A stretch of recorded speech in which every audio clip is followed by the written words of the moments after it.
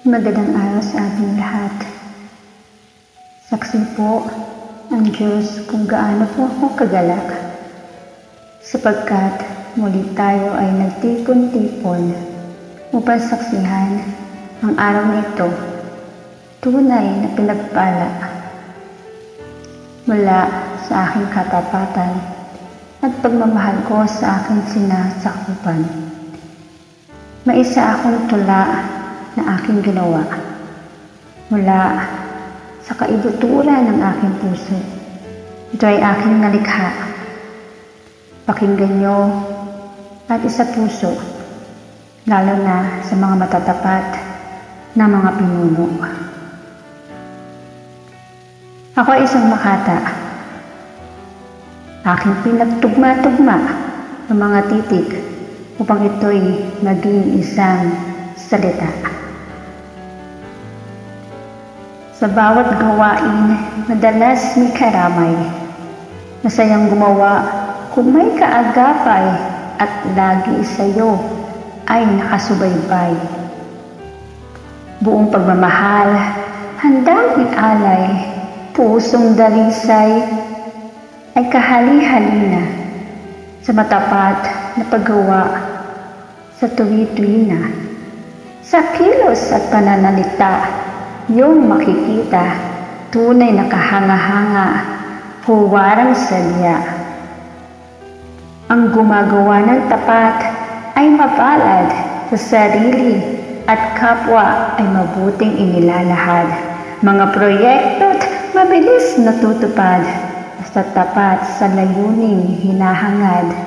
Ang katapatan ay mabuting gawin na dapat tandaan, isinasabuhay at inuugali, lalo na ng mga kabataan na tunay ng pag-asa ng ating bayan.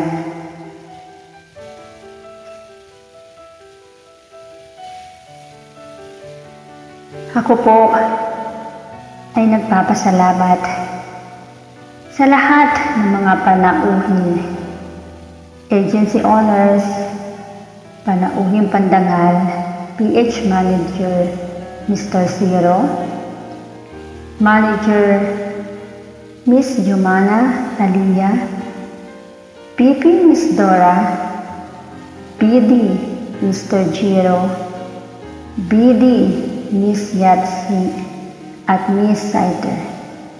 Mapagpalang araw sa inyong lahat. I would like to acknowledge also the presence of Co-Owner BDRG. Itong kasiyahan na ito ay para sa kanya upang ipagdiwang ang kanyang kaarawan. Amin pong hinahangad ang magandang araw at mapagpalang biyaya ang ipagkaloob sa iyo ng Ama na nasa langit. Gusto ko rin i-good luck ang mga finalists na gagawin nating singing contest, Battle of the Voices 2025. Salamat din po sa aking masisipag at mababait na admin, head admin, mga membro ng Gold Miners Agency, lalo-lalo na po ang gumawa ng programang ito, Miss Rona. Akin na pong binubuksan at binabasbasan na tayo po ay magsisimula sa ating programa. Maraming salamat. Isang mapagpalang araw muli sa ating lahat.